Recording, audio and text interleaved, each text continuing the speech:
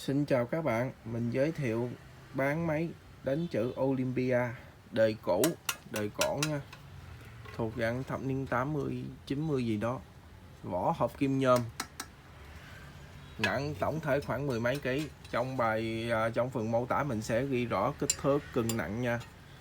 Các bạn cứ xem phần mô tả và số điện thoại mua hàng các bạn cứ xem dưới phần mô tả giúp mình nha. Xin các bạn cứ theo dõi cái clip tiếp theo nha. Nè, đây là vỏ ngoài nè. Theo thời gian thì vết chóc sơn đó hiển nhiên thôi nha, không có ảnh hưởng gì nhiều đâu. Đây, các phần nút đầy đủ nè, nấm nút nhựa này đủ nè, ốc vít dẹt zin nè, không thiếu con ốc nào hết nha, đầy đủ hết nha. Đó. Và đây còn ở phần đây còn cái tem của Mexico nè, Olympia. Không biết có phải xuất sang thị trường Mexico hay từ Mexico xuất về đây nữa. Đa số Olympia là của Tây Đức nha. Cái này thì thuộc của Mexico. Mấy dòng Olympia nhỏ thường có cái tem kim loại ở đây là Made in Western Japanese. Còn này nó không có đâu, nó chỉ có Olympia thôi. Ở đây là vỏ sẵn nè, ở đây vỏ hộp kim nhôm nè.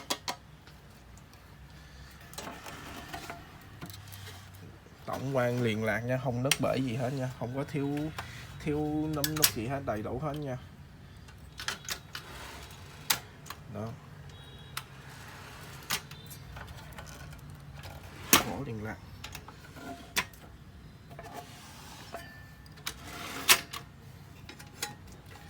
Và dưới đây là máy nè, máy đã vệ sinh rồi đó. Cái này là vết rỉ sẽ đã vệ sinh rồi đó, tương đối rồi đó, vệ sinh nó không ảnh hưởng gì nhiều đâu, đã tra dầu chảy tốt hết, trơn tru hết, không có bị kẹt cứng gì hết nha, chảy tốt và sử dụng tốt các chức năng. Bây giờ lấy cái nắp ra nha các bạn xem nha. Cái này là nắp nhôm, để sang một bên. Rồi phím chữ nè, liền lạc đầy đủ nha, không thiếu một nút nào hết, không bị mòn nha, còn rất là tốt nha. Phím chữ rất sáng đẹp, đã vệ sinh hết rồi đó. Bàn phím thì là bàn phím là một lát nói sau nha. Bàn phím ở đây là nói cái này nè, ở đây là phần ấn đẩy xuống là để ở đây cũng có nè.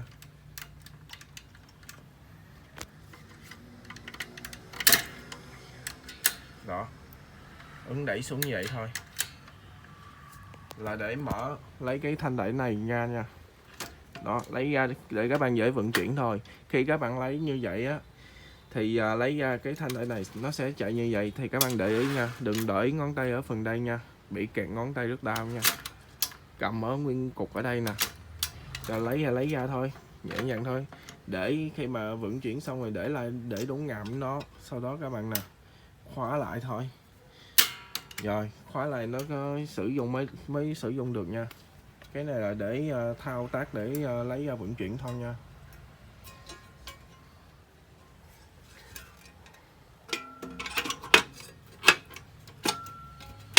Rồi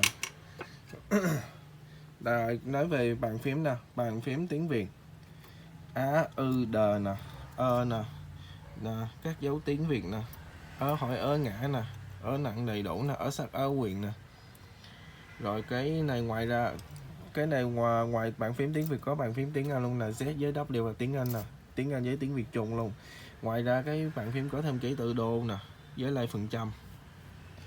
Đó, tùy lấy máy thôi, máy nhỏ thì nó không có phần trăm đâu, chỉ có mấy cái này máy lớn nó hỗ trợ thêm. Và cái phím 3 nút này là nút tab nè, ứng trừ là nó tab ít lại thôi, ứng nhiều nó tab nhiều thôi, cũng ít khi người dùng sử dụng lắm, sử dụng đa số là mấy phím này thôi nha. Cái này là phím than cách nè, cứ than cái một cái là ấn một cái nó cách một nhịp thôi, một ký tự thôi, giống như máy tính vậy thôi.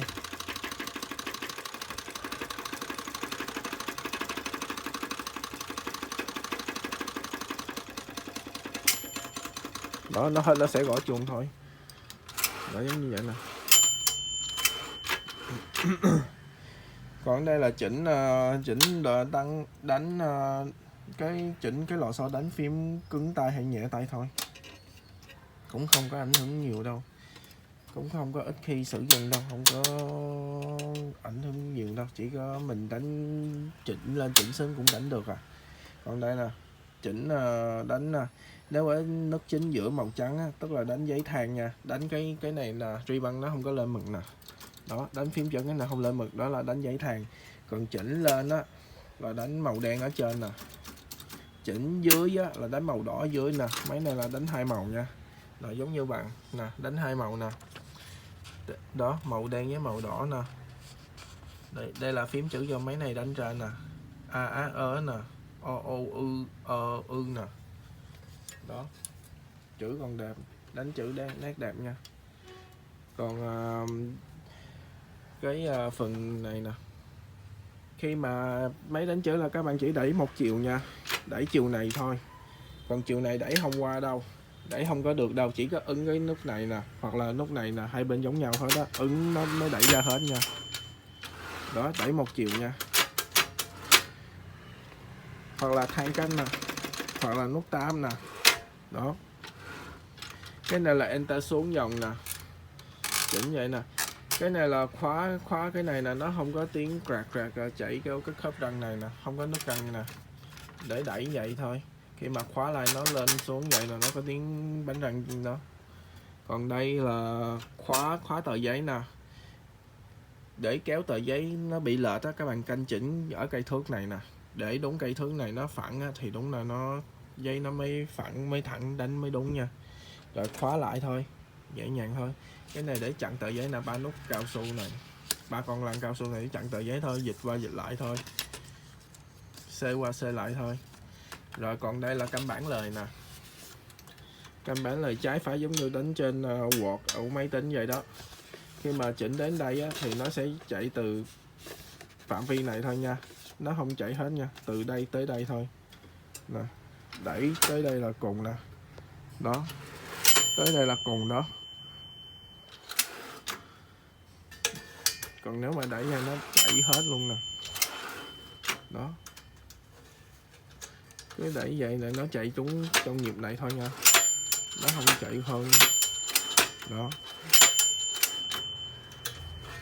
kéo lại thôi nè, đẩy qua hết nè. Rồi kế tiếp mà đánh chữ nè,